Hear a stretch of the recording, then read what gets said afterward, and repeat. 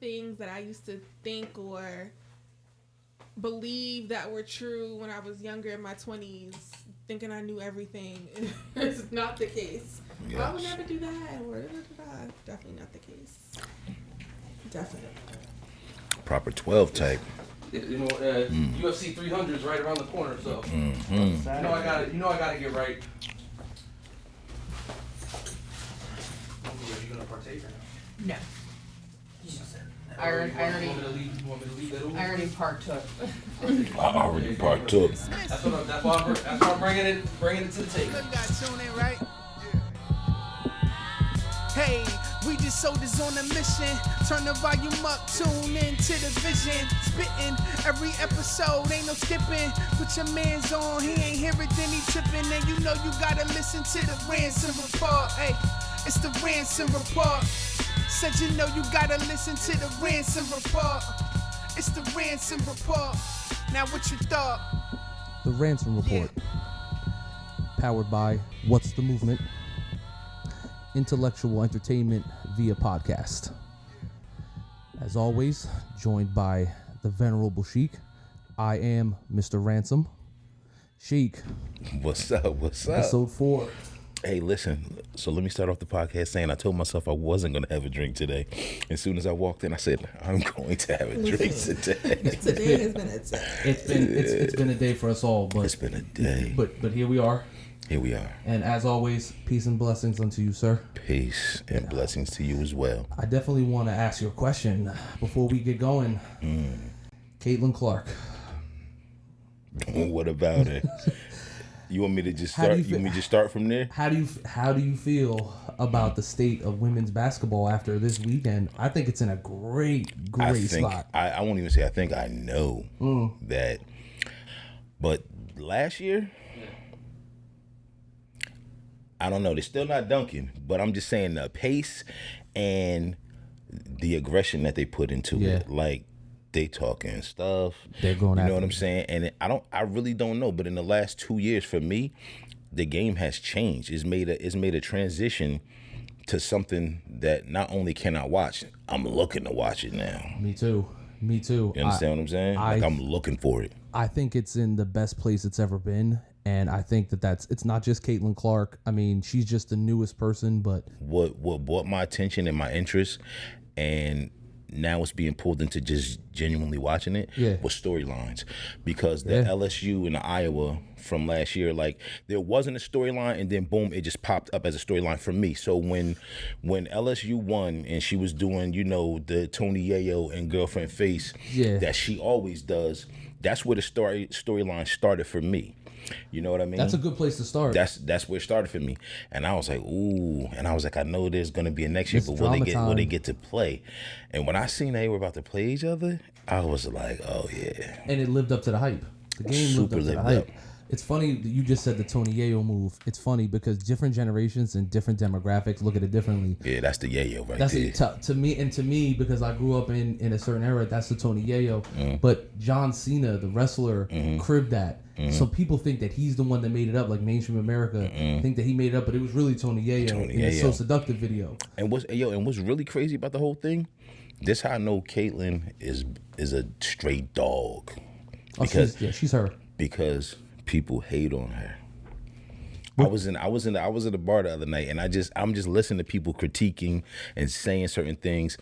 And once it got quiet, I just stood up. I was like, let me find out y'all hating on this girl because she nice.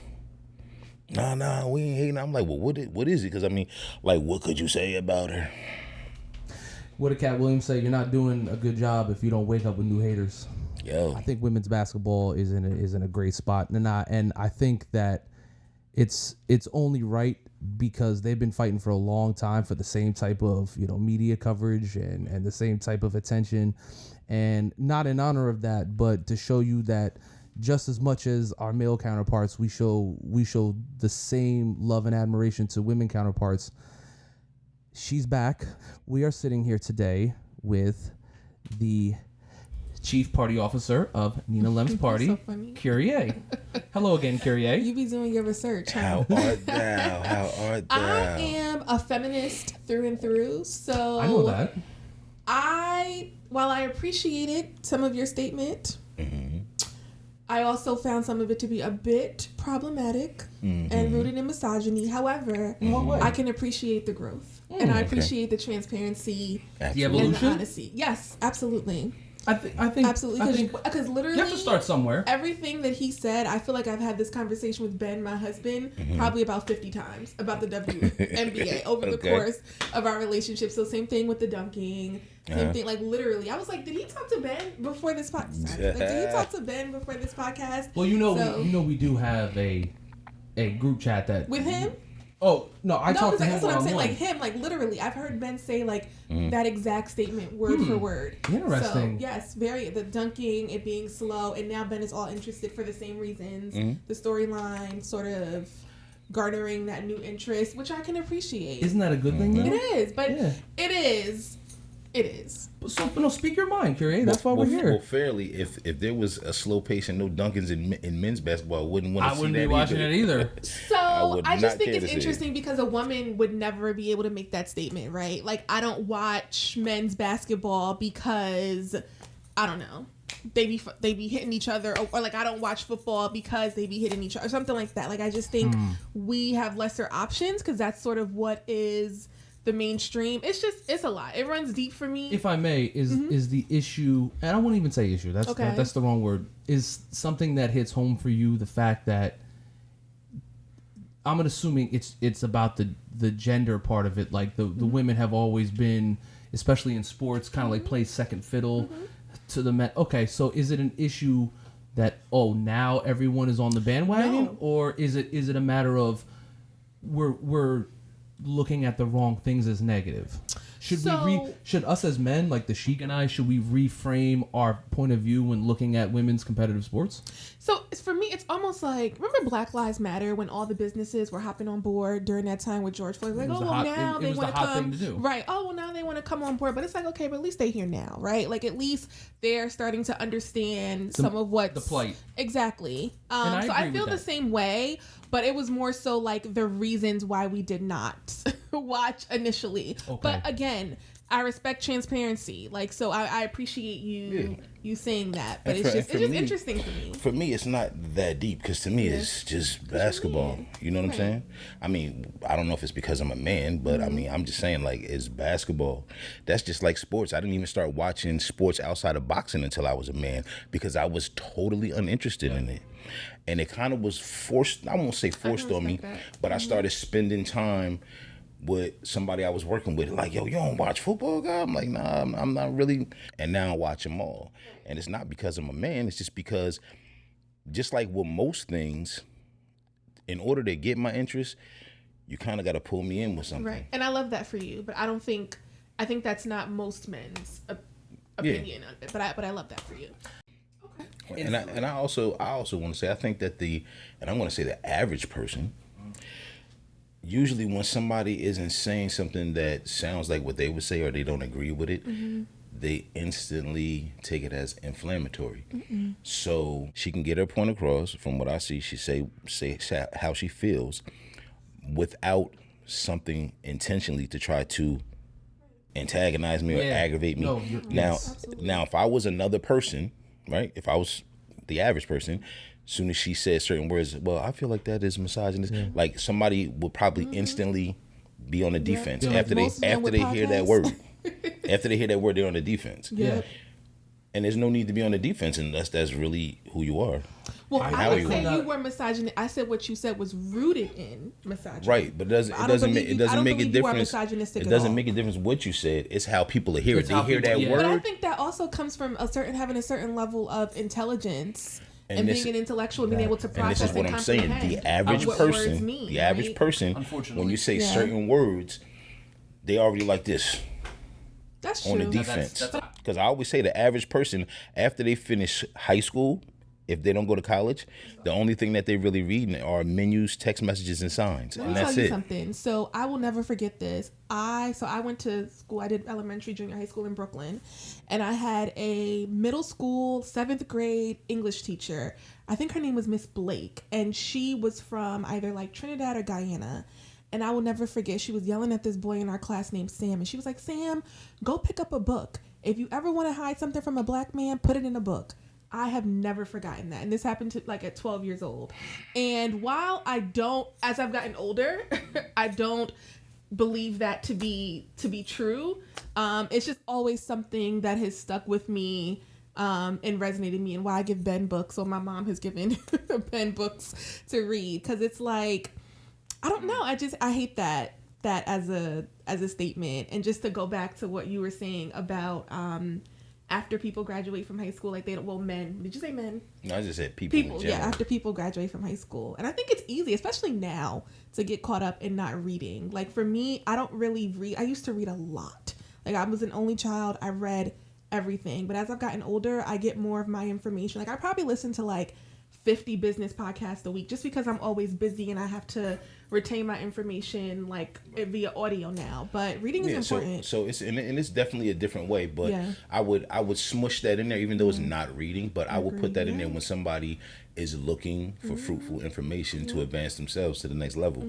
So what I'm saying is the same thing you're saying. Like people are not really looking for information, and most of the time when people are looking for information, they're looking for the information that fits them. Like that's one thing that I learned. Like I said to myself, okay, I got to start reading. That's a word. I have to start. That's a word.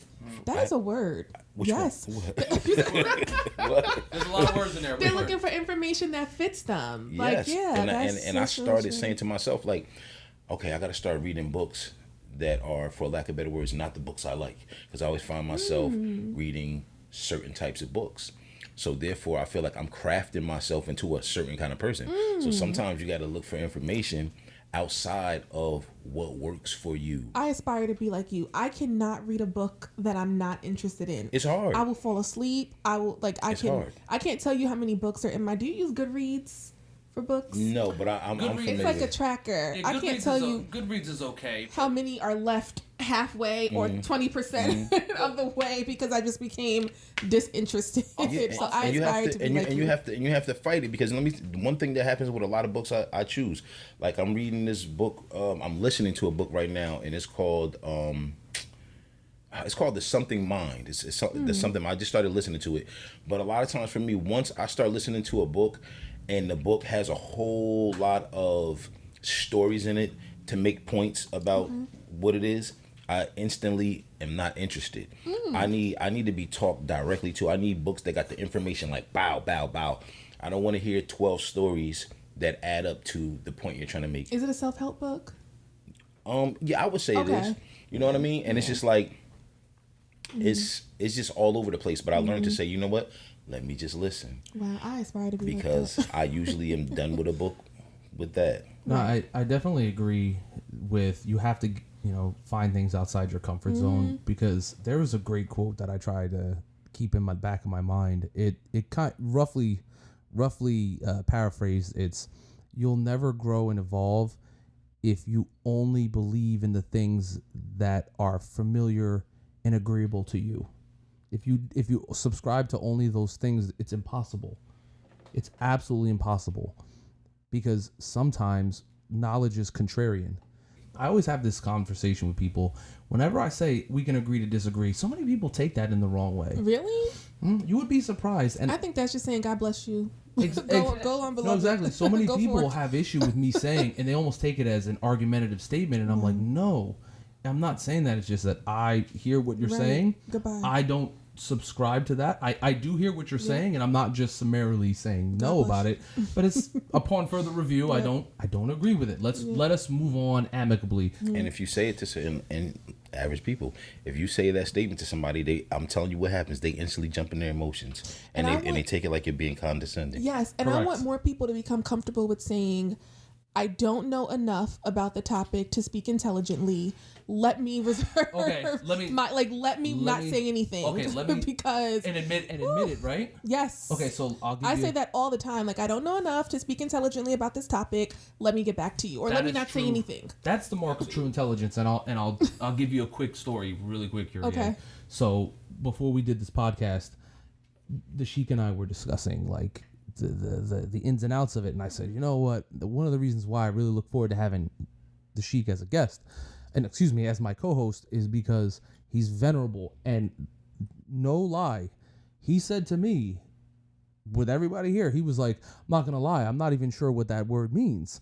And I was like, you know why you're venerable? Because of that moment right there. This term. I didn't either. I was using context clues. And I explained. I never even heard all right, so venerable loosely translated got it. means someone who's knowledgeable and open to learning and a good teacher. Okay, that's kind of what I was Loosely, using context clues to put it all together. Use it in a sentence. He was intelligent. True intelligence, to your point, true intelligence is letting someone know that you're not the most intelligent person. I think it's great. Because you guys of really that. mesh well together. Listen, Thank you. Bruce Lee said the power of a cup is its emptiness.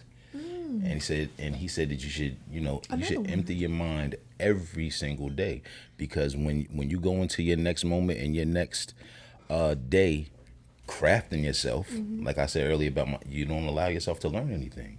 Yeah, absolutely. Almost like my grandfather, my mother's father said, you're not as smart as you think you are if you don't learn at least one new thing every day. And the cup can only runneth over if Once. it's always full. Yeah, and then you have You gotta let go of stuff. You have to empty it out. You gotta let go of stuff. And I think as an entrepreneur, I know for me, I am the engineer, I am the account, like I wear a lot of different hats. So I'm always challenging myself to learn and figure out. I outsource whatever I try to outsource what I'm not good at, but I find myself having to learn about all sorts of everything. I remember one time we got this glue machine that needed, like, oh my gosh, I was in Home Depot, like all up in the aisles asking the people.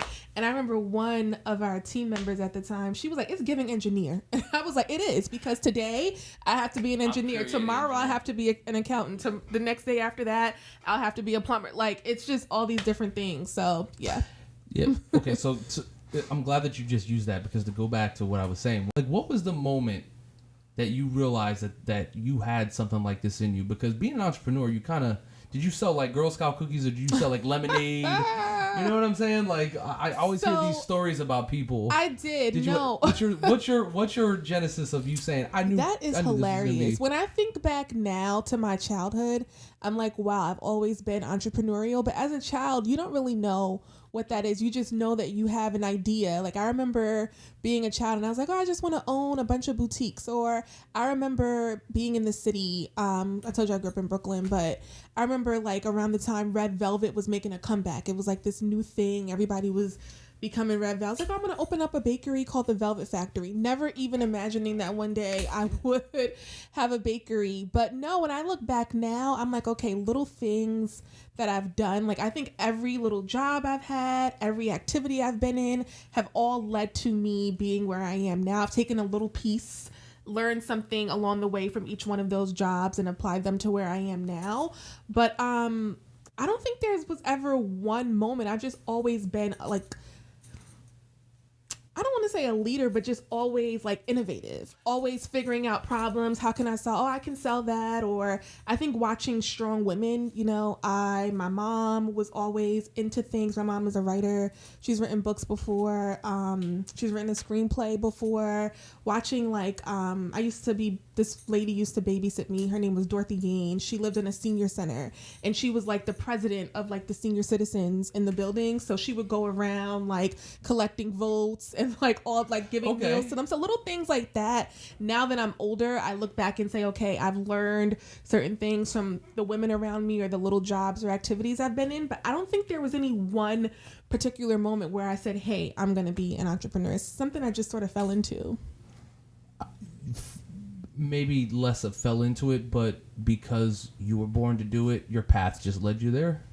Yes, but I think also like not everyone is entrepreneurial. Like, no, that's what I'm saying. Your path led you there. Your path. I don't mean the path. I mean your path. Yeah. Because God has a plan for all of us. Absolutely. Yeah. And he works on his own time. Mm-hmm. So every closed door. He's still working.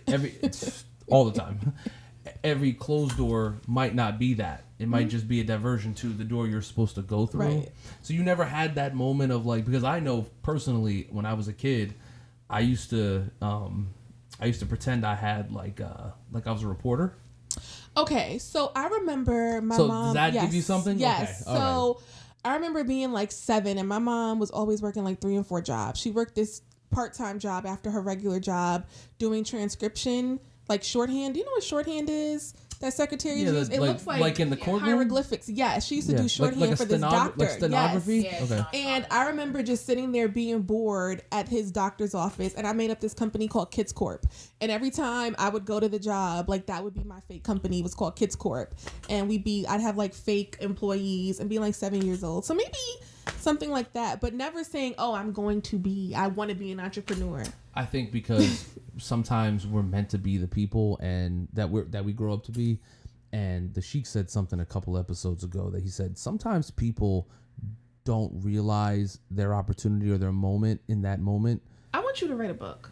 I would love like a little book of short stories, maybe like 20 to 30 pages of just like Sheik, like your sayings. Okay. Just something. Yes. I like that idea. I see that I'm speaking it into existence. I like see that in your journey. Like just a little short, not short, whatever you want it to be, but a little pocket, like a pocketbook of just like your sayings, like words to live by.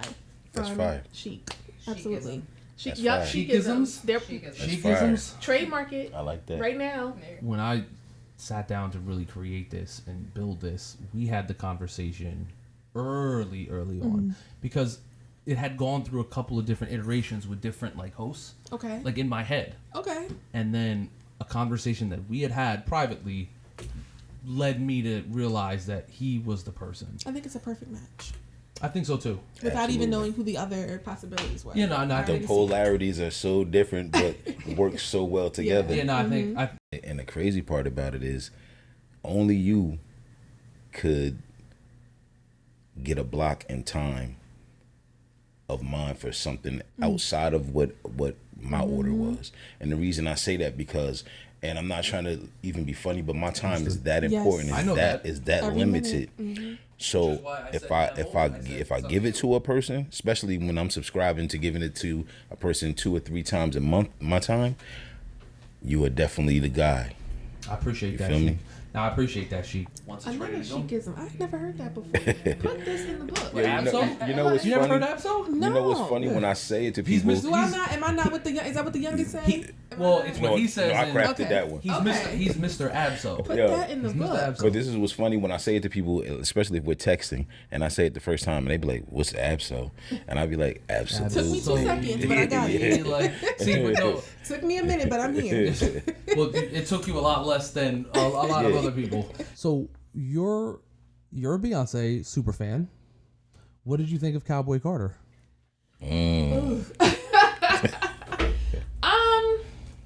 Okay, here's the thing. I've always said this since I was like a little girl. Beyonce could come out hopping on one foot, and I would be like, "Yes, Beyonce, fuck it up. Yes, girl, go." Like whatever she do, right? But I don't think that Beyonce is above critique. Just like any other artist. I enjoy the album. For me personally, I love pop Beyonce. I love dance Beyonce. I love shake your ass, dance, type like music Single from Ladies Beyonce. And the other type songs like that. Renaissance was an amazing album for me because it was like a lot of house inspiration, and I just really love the music, the dance behind it. Cowboy Carter, I enjoy the album. I just wish that there were more upbeat, but it's country. I mean, I've never heard no twerk country, even though there is some of that on the album. I respect why she did it. I think it was necessary. Yeah, I understand why she did it. I love what she did with Black country artists and bringing them onto the album and paying respect to Linda Martell, who I believe was the first African American or Black woman to venture into country music, and then she retired in the 70s because of all the discrimination. So she sort of used this album to pay homage to her. So I enjoy all of that. Beyonce always gonna give you it's always gonna be innuendo, like always like deeper meaning. So I love it, but as far as it's just more ballads for me than what I was hoping for. Okay. I had a question, and I spoke with somebody on Sunday about this, and I said, you know what? I'm going to re-ask this question. Okay. He was saying that, he listened to the whole album, and so did I, and he was saying, you know that one song when he had, I think it's like 3 other country artists, like Black country artists on it. Blackbird. Yeah. So she was like, he was like, it's a bunch of country artists on one song, so she's giving recognition to these people. he was wondering why. He found it interesting that it was a very short song with a lot of people on it, but she did a duet with Post Malone. She did a duet with Miley Cyrus, but you can never make nobody happy. People gave people such a small 2 minutes. People will always find something wrong with, because even if she did the one with the one with Post Malone, I think is called Levi Jeans or something like that. Yeah. I think people would have found issue like, oh, why did Blackbird is such a beautiful song, and it's actually, which I didn't even know that it was considered a country song, by the way. It's from the Beatles. I think Paul McCartney wrote that song. I didn't even know that it was considered country. It's one of the very first songs I ever learned as a child. We used to sing it at camp. But so I never knew that about that song, so definitely put me onto something. But no, I mean, if she left them off the album, they would have had a problem. She put them on, now they got a problem on what song it's on. Like, leave Beyonce alone. Like, please. You can't, like, you damned if you do, damned if you don't. So, what you say? I said leave Beyonce alone. Yeah, like, I mean, gosh. All the way through, I've only listened to one album, the 4. Was it 4? Number 4? Okay. Yeah, I remember because that had Crazy in Love on it. Okay. Yeah, and then I was like, oh, Jay-Z's on this. No. Crazy in Or That was B-Day. Dangerously in Love. So I heard Dangerously in Love on it. That was her first solo project. Okay, never mind. I heard Dangerously in Love. Okay, cool. I will say this.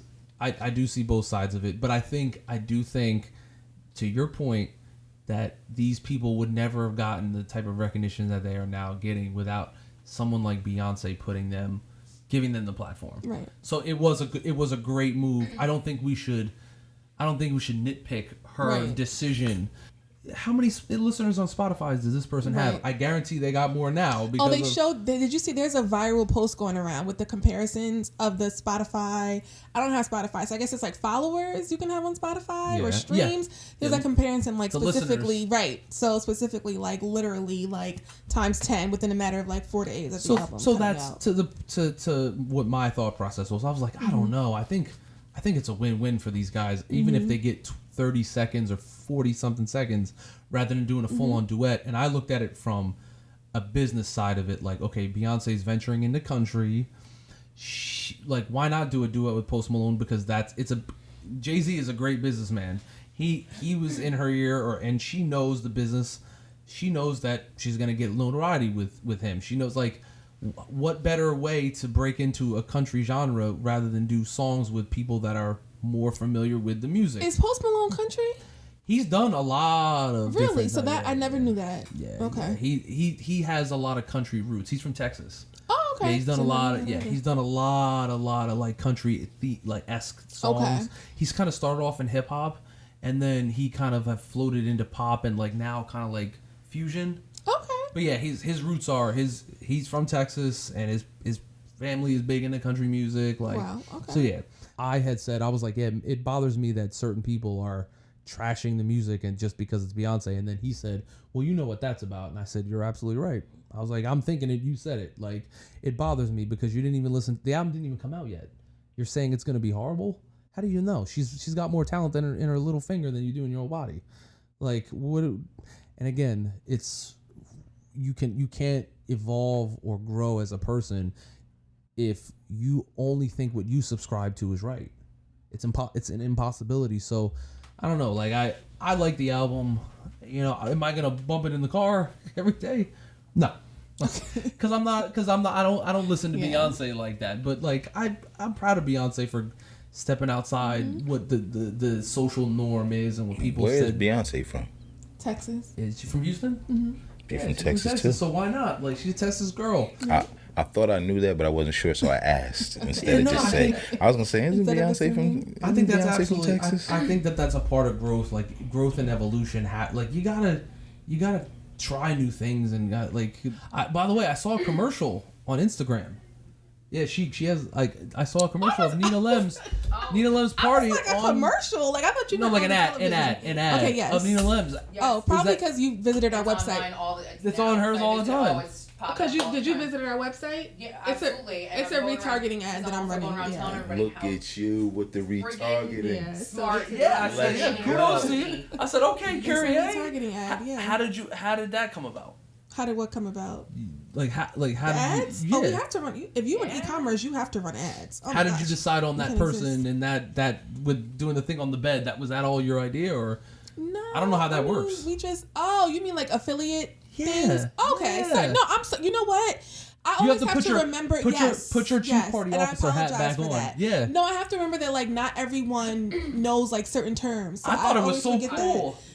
Yeah, it's just like a UGC ad that we use. UGC? User generated content. Thank you, Chief. Is it somebody who bought the product? That No, like it's like affiliates and like people who we work with. Thank you, Chief Party Officer, for explaining it. Yeah, because I saw it about a week ago and I was like, wait a minute. Yeah, so if you visited the site, I clicked over it and I was like, wait, right.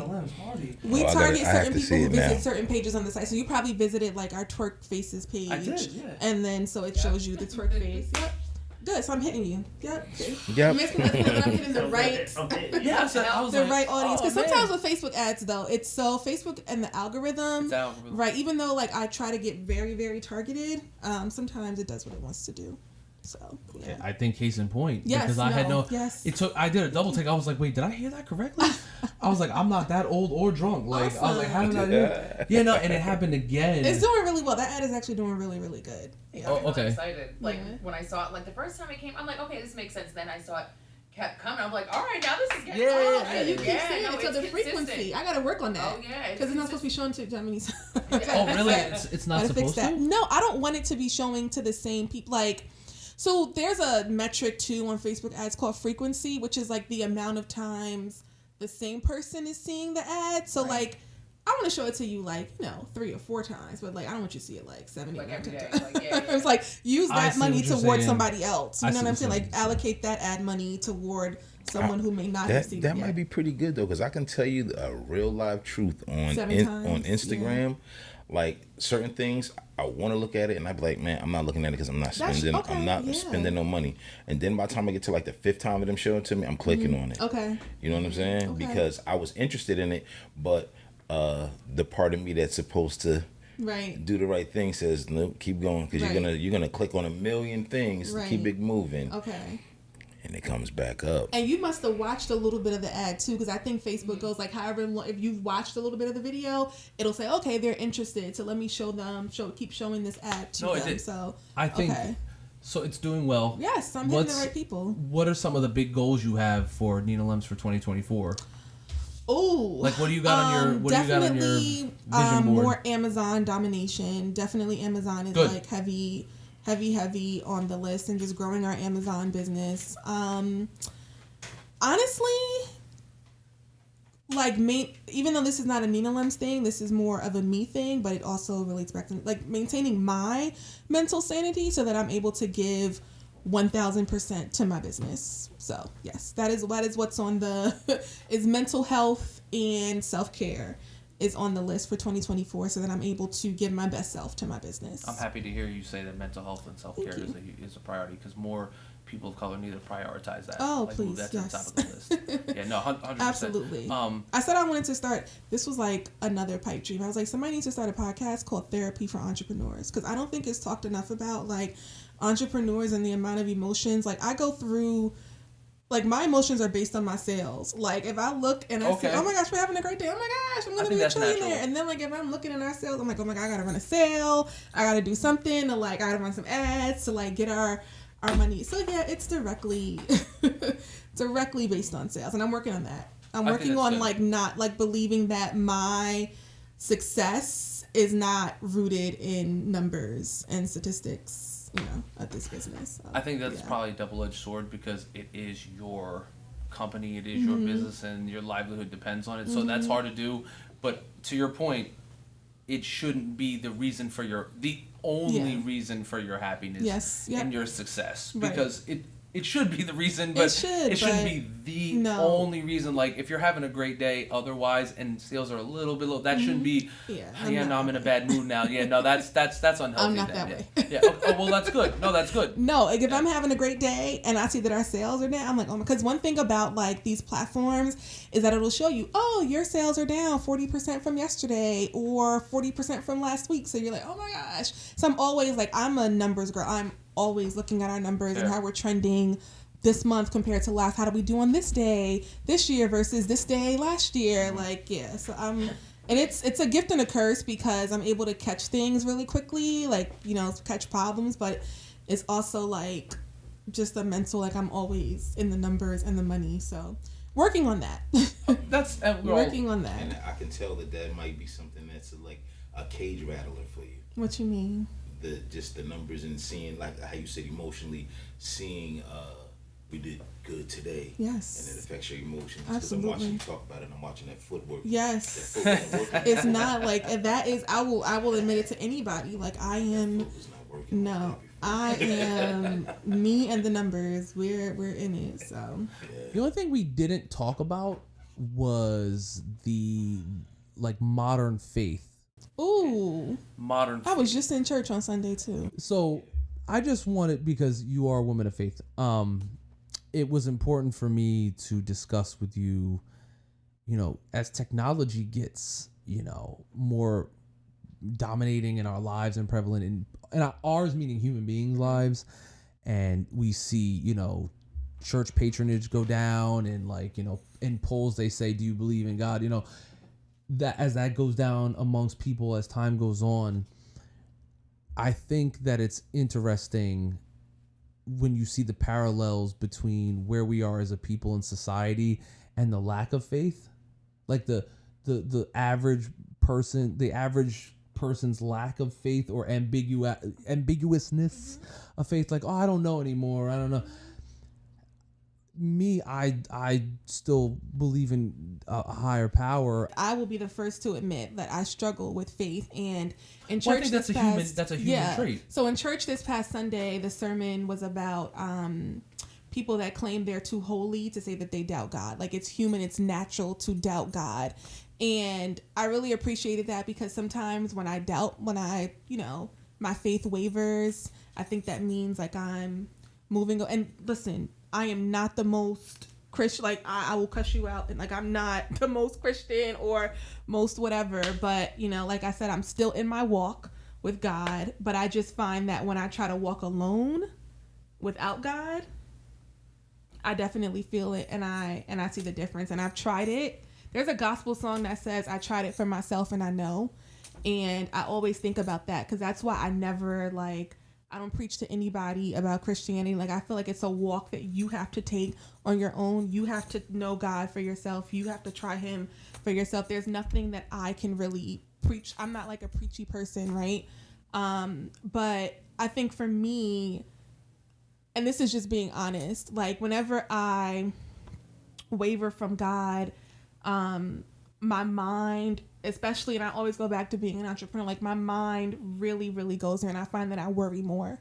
Like, I'm always like worried about the next step and what comes next, and not trusting God that it's just going to work out. And when I do have that faith, and I'm just like, okay, I'm looking at our bank account like, oh my God, rent due next week, like what's getting ready to happen, and just trusting God, it always, always, always works out. The bills always get paid. You know, it's always working out in my favor. And not even just thanking God for like the good things that he's done, you know, like just only thanking him when we're doing well, just thanking him through the storm as well, because like it says in the Bible, count it all joy when you face tribulations. Yeah. There's a passage in Deuteronomy said, be strong and of good courage. That's something that I always say, you know, and then later on it says, for the Lord is always with you. He will not leave you or forsake you. Mm-hmm. That's kind of, and again, the black wine guy said, he was like, he looks at the Bible as like a toolbox. He's like, there's things that can help you in there. You just have to use it in the right way and implement it in the right way. Mm-hmm. It's not necessarily about the person. It's about the word and how you use it in your life. I thought that was very powerful, because words are powerful. Yes. And if you use them the wrong way, they could be really bad. Absolutely. And we all know that religion is one of the most misinterpreted and misused things. Like, I think, like, me being big into science, like when you hear talk about aliens and, you know, oh, there's no aliens in the Bible. I actually was doing some research that there's an old religious leader who wrote, he said, you know, the Bible, even the way it was written, was based upon the times. and the knowledge that we had back in those days. They didn't know that we were have airplanes or cell phones or anything, so they wouldn't have written about that. He was like, how do we know that there wasn't something else out there that they didn't know when they wrote this book? They didn't know that these things existed, not because God didn't tell them, because they simply didn't exist back then. So why are these religious people saying whether it's impossible? Well, they would have said it's impossible too, but here we are living in with cell phones and things that they would have called devil, like these are the conjurings of the devil. No, they're not. It's a cell phone. He was like, so we need to look at it a little bit more. We need to look at our Bibles a little bit more, in our faith a little bit more open-minded, and realize that when these words were written and these people were living in a time that was far less technologically advanced as our own. And that really helped me. I'm sure there's aliens on other planets. Does that make me not believe in God? No, it does. I just don't think that they even thought that these things were even possible back then. They didn't even think, they didn't know about the planets in the solar system back in those days. They didn't think about those things. So it's just a matter of our knowledge at the time. Right. That's all. Yeah. Doesn't make us less Christian. And I'm like this. Energy is something that can't be created or destroyed, and it always existed. Okay. There go God.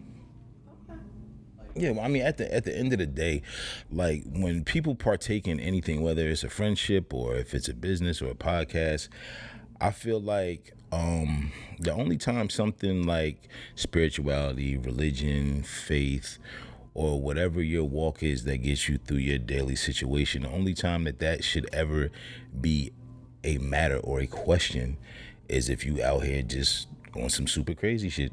You know what I mean? Like being a whole entire devil yourself. You know what I mean? Because at the end of the day, where you go home to, what I go home to, what you go home to is all different things. And how you walk with your God, how you walk with your God, how I walk with mine, it shouldn't make a difference in how we relate to each other. You know what I mean? Because when you look at God, the word God, right? Some people say God is a man. Now I'm starting to hear more people say God is a woman.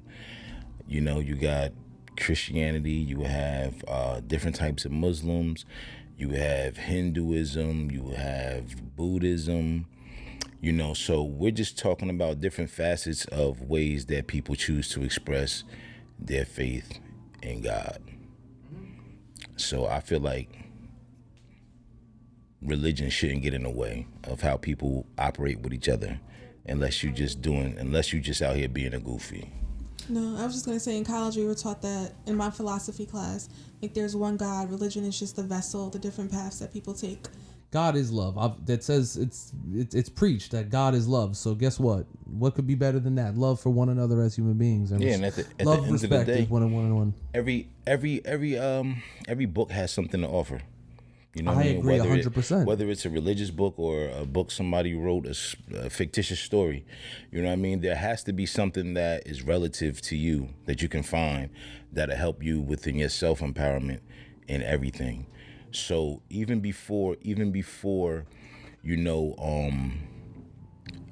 I received lessons from the Nation of Gods and Earths when I was young. I just totally, so as a child, like I asked a lot of questions, you know what I'm saying? And a lot of times things were said to me by different people in my family, like children should be seen and not heard. And it wasn't just about God or religion. I was a question asker my whole life, and I still am. You feel me? So, you know, as I got a little bit older and I got into high school and I got introduced to the gods, you know, I started, you know, I was around people, and I used to be actually afraid of some of the brothers when I was young, because I used to always see people congregating at the school. They was having ciphers, and I used to be like, I didn't want to go over there. You know what I mean? But once I started listening to certain things that were being said to me, it was more interesting to me because it was about me. When I started seeing things about the square mileage of the planet Earth, more scientific things, I was interested. So I just, you know, started listening to different people, and I started spending time with people that were older than me, and I just started learning different things. And one of the greatest things that I learned from the Nation of Gods and Earths is to have an open mind. Because there was a time when I was just like, yo, I don't want nothing to do with that. You're a Christian, I don't want nothing to do with that. And the more I grew and the more I got taught by these brothers, it was like, nah, that's not how we're gonna be. That's not how you move.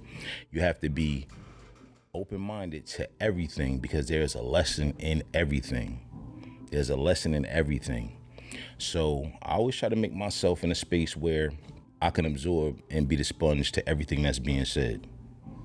No matter who it's coming from, no matter what religion it is, because I've always found useful things in it. I won't even say one of my favorite books. My favorite book is called The Laws of Thinking, and it's written by Bishop E. Jordan Bernard.